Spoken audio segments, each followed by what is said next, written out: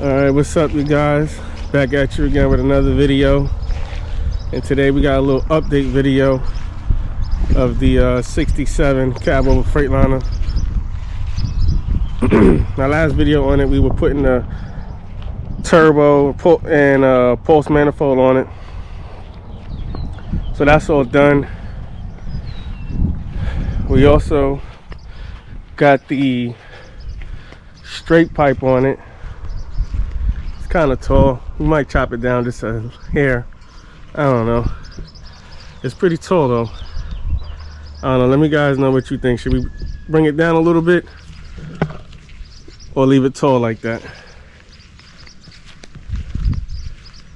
Let me know what you guys think. How does it look?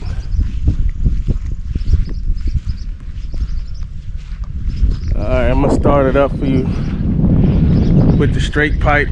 Let you guys hear how it sounds. I haven't started in a little minute.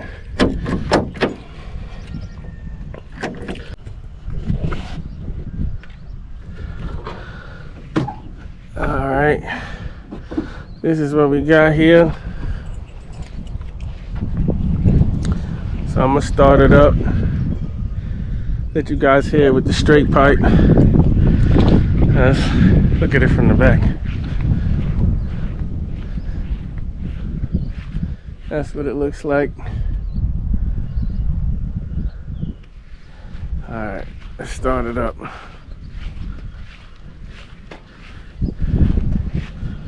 Matter of fact, let me show you another thing real quick.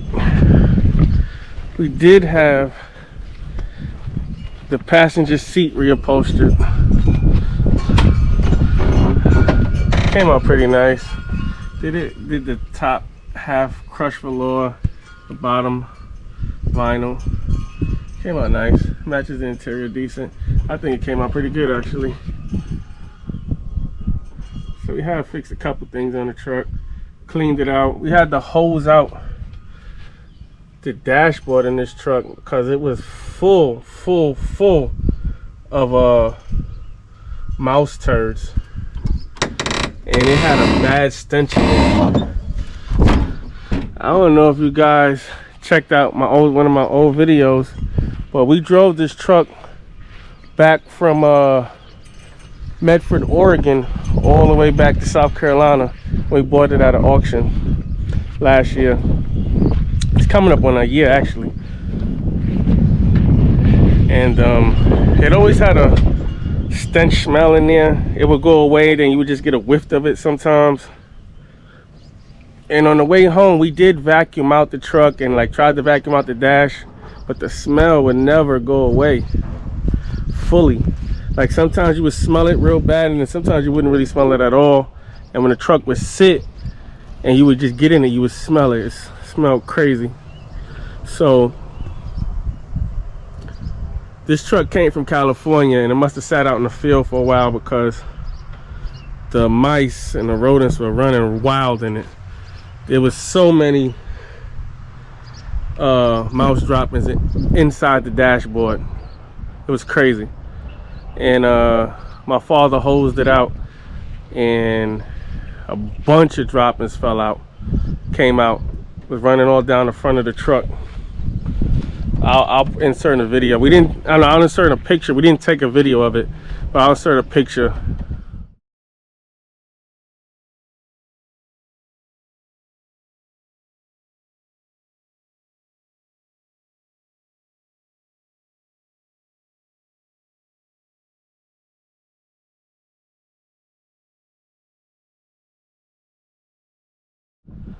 And it smells a little bit better, but not all the way.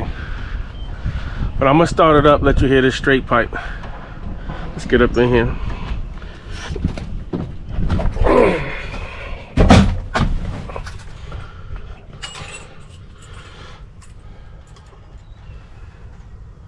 Alright.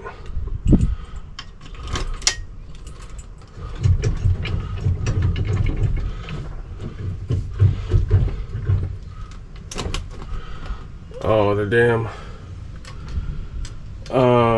cutoff is off. The battery's unhooked. Let me go hook up the batteries. I'll be right back. Alright, we back. And see, we got power now. Let's fire it up.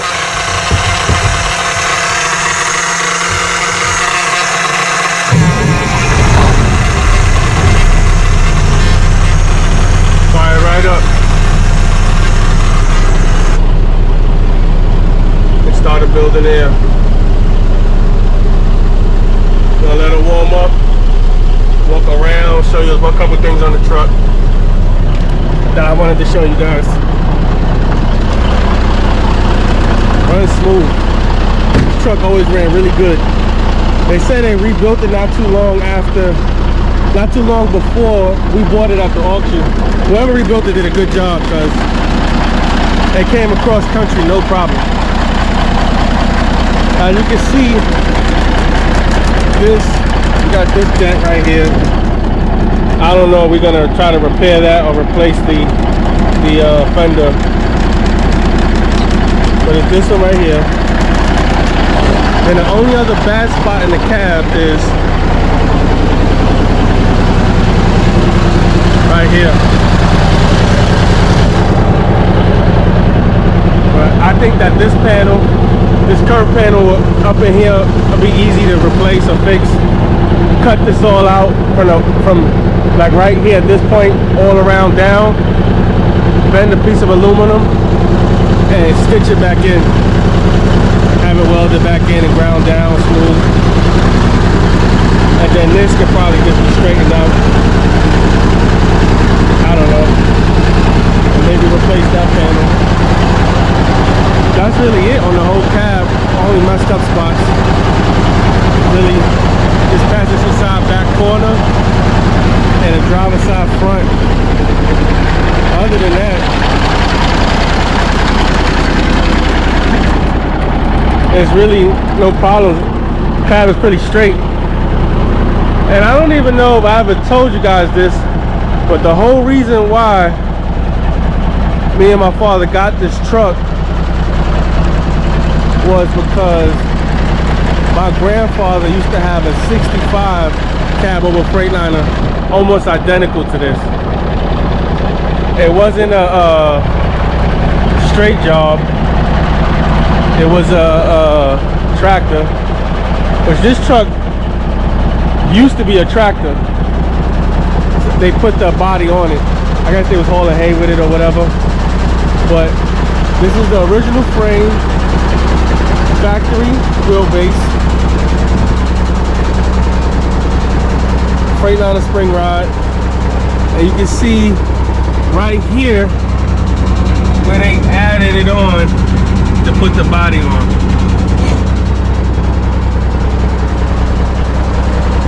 My grandfather had one just like this, about the same wheelbase, 2 sticks. I think my grandfather had a 4 and a 5. I forgot what this is. I forgot if this is a 3 and a 5 or 4 and a 5. I forgot.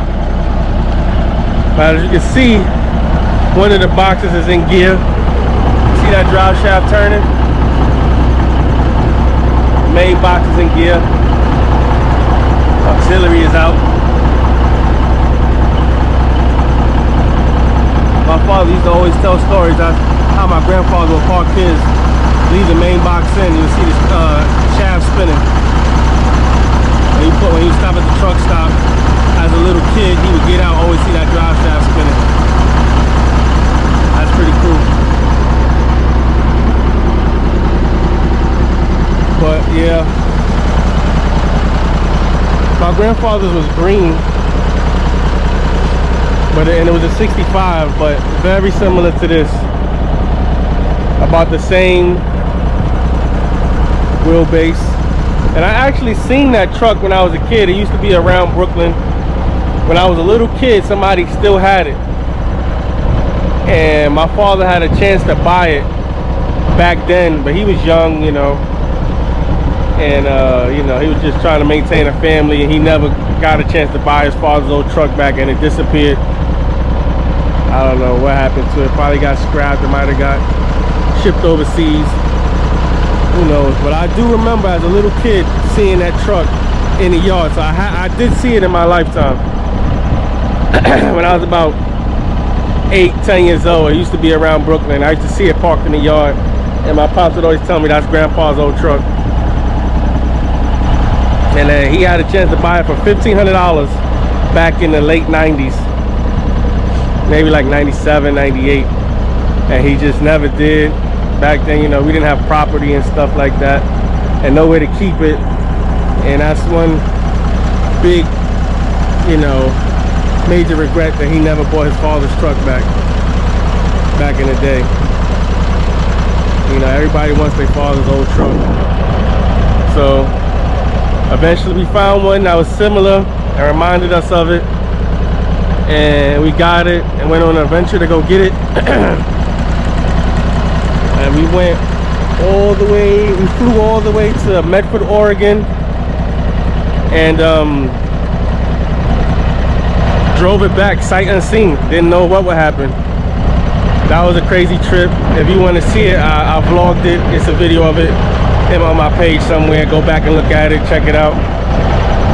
And if you do go check it out, leave a comment, let me know that you checked it out, let me know what you thought.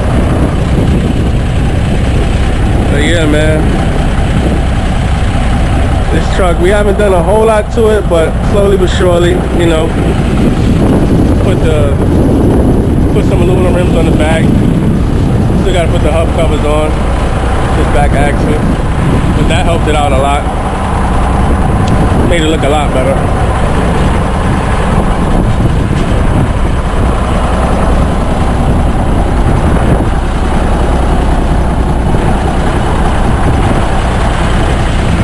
Alright, now that it's warmed up a little bit, I'm gonna let you hear how it sounds with the straight pipe.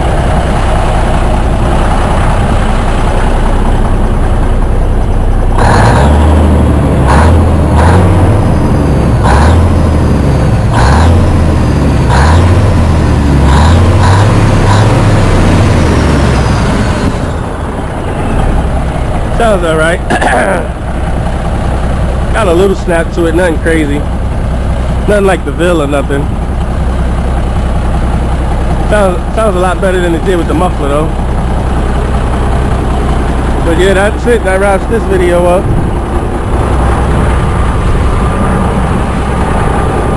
A little walk around video, little update video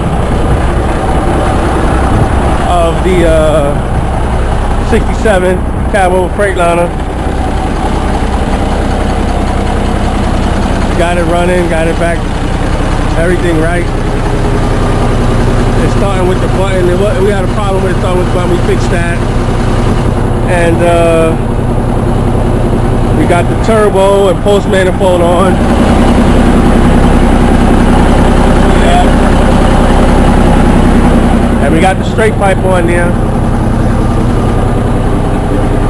I would love to bring this truck to Macungie, man, this year, 2025. Bring to the Macungie ATHS show. This and the single axle Pete over there, or this and the FLC or something, or not the Emeryville, because still got a little bit more to do to that. But I gotta go to my daughter's graduation. She's graduating high school, so I'm not gonna make the Macungie show this year. Her graduation is the same exact date, which really sucks, but I gotta go. You only graduate high school once, you know, every other shows. So that kind of has me down, but you know, it is what it is. Happy to see my daughter graduate high school. So yeah, man, that wraps this video up. I'll catch you guys in the next one. Stay tuned for more.